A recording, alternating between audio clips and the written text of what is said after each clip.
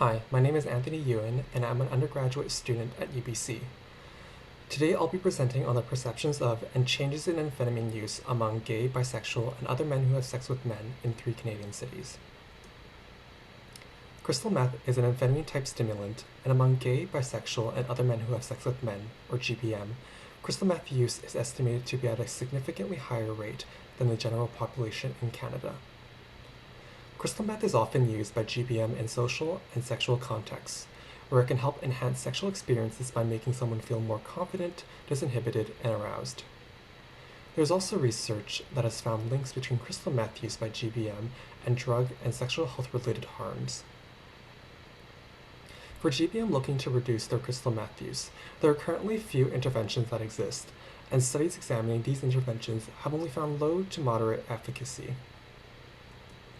Therefore, we wanted to help inform the development of future interventions by looking at 3 research questions. First, we wanted to find out what are the attitudes of GBM towards their own substance use. Second, we wanted to identify factors associated with perceiving one's crystal meth use as problematic among GBM who report recent use at enrollment.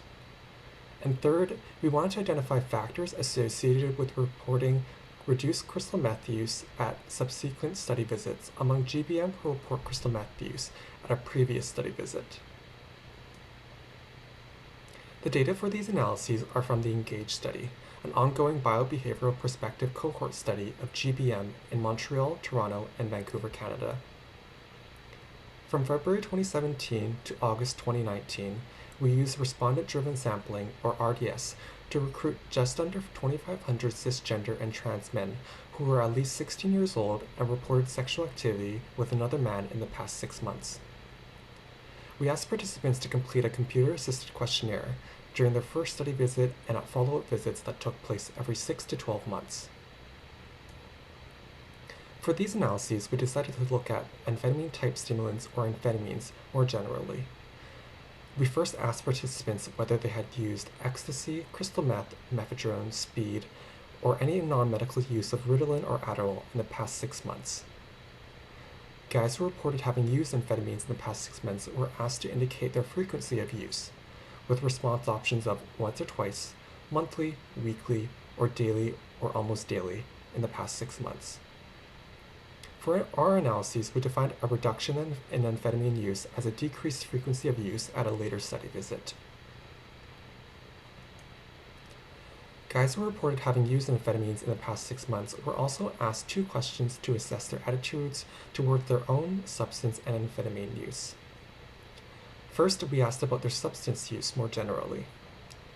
With the question being, in the past 6 months, to what extent did you feel you needed help in reducing your use of, or abstaining from, not using substances? With 4 response options of not at all, a little, a lot, and completely. We dichotomized these responses and defined needing help with reducing substance use as anyone having selected a lot or completely as their response. We then asked more specifically about their amphetamine use, with the question, which of the statements best describe your view of your current amphetamine use? Participants were able to choose one of the 5 response options below, where they rated to what extent they thought they had an amphetamine use problem and their readiness to take action. We dichotomized the responses, where participants were categorized as viewing their amphetamine use as problematic if they had picked any of the 4 latter response options. This question was only asked during follow-up visits in Montreal and Toronto and not at enrollment, so we were unable to use this variable in our cross-sectional analyses. Just over 700, or about 1/3, of our participants reported having used amphetamines in the past 6 months at enrollment. This first table below shows 2 characteristics of GBM who did report amphetamine use at enrollment. Our RDS-adjusted estimates show that most GBM who reported amphetamine use reported using it pretty infrequently, with about 80% of guys in each city reporting using it once or twice or monthly in the past 6 months. For amphetamine use frequency, the differences between cities were not statistically significant. Looking at our needing help with reducing substance use variable, our RDS adjusted estimates show that about 80% of guys in each city responded with not at all or a little, and less than 20% in each city responded with a lot or completely, which indicated that most guys who used amphetamines did not feel that they needed help in reducing their substance use. The differences between the guys in each city for this variable were statistically significant. Next, we wanted to look more closely at the 107 guys who reported needing help with reducing their substance use to see how they differed from the 608 guys who did not report needing help. For this cross-sectional analysis, we did an RDS-weighted logistic regression. In our final multivariable model, we found several factors that were significantly associated with an increased likelihood of reporting needing help with reducing substance use. This included participating in group sex, having a HADS anxiety subscale score greater than 11, which is a measure of a level of anxiety symptoms, having ever accessed drug-related services such as treatment, counseling, or harm reduction services, reporting greater financial strain, reporting a higher escape motive scale score, which is a measure of how much someone uses substances to escape from anxieties related to sex. We found that the city of the participant wasn't significantly associated with reporting needing help with reducing substance use. And finally, we wanted to look at the changes in amphetamine use frequency to see what factors might predict decreased amphetamine use. For this longitudinal analysis, we used data from February 2017 to November 2020, which consisted of just over 1,200 study visits in total. We used mixed effects logistic regression to compare the 534 study visits where we observed a reduction in amphetamine use to the 689 visits where we observed unchanged or even increased amphetamine use.